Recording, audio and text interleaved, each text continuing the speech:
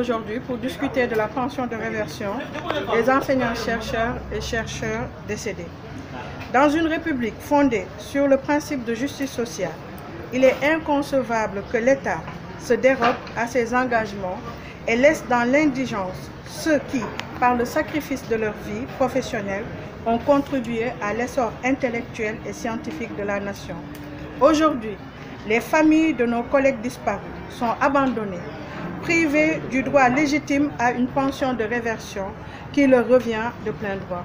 Cette situation est indéfendable, inexcusable et témoigne d'une profonde indifférence des autorités à l'égard de la dignité des ayants droit, des enseignants, chercheurs et chercheurs décédés.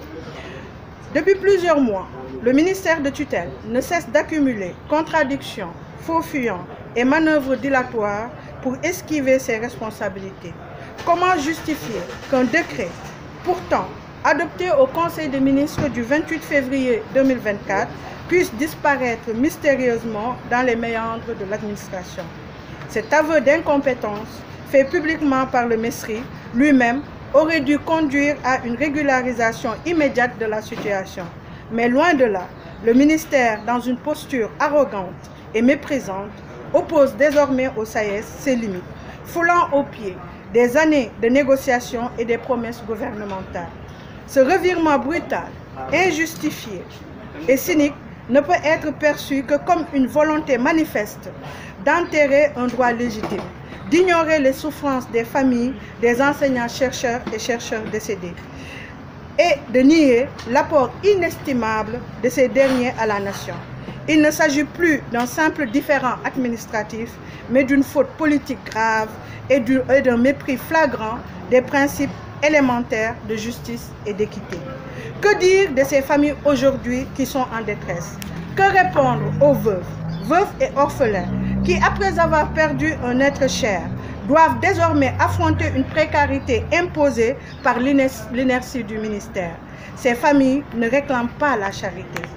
Elles demandent simplement que l'État oblige un de ses démembrements à appliquer une disposition consacrée par le Code des pensions civiles et militaires. Nombre d'entre elles, privées de cette pension, se retrouvent face à des difficultés financières qui auraient pu être évitées si l'État assumait ses responsabilités.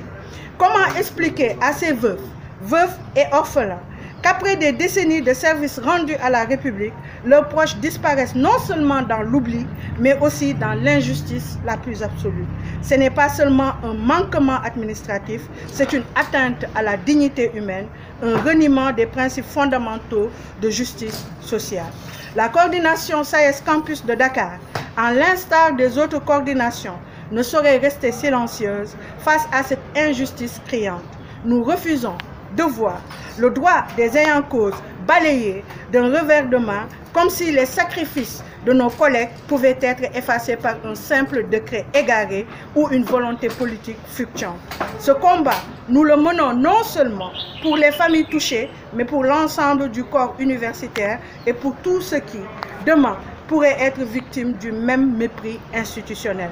Nous exigeons avec fermeté la mise à disposition du décret. Nous demandons également l'application stricte du protocole d'accord du 6 janvier 2023, ainsi que le respect des engagements pris par l'État en matière de retraite des enseignants-chercheurs et chercheurs. Le SAES ne cédera pas à l'intimidation ni à l'indifférence. Nous poursuivrons ce combat avec détermination, car il est porté par un impératif moral et une exigence de justice. Nous ne lâcherons rien. La pension de réversion est un droit, une dette d'honneur.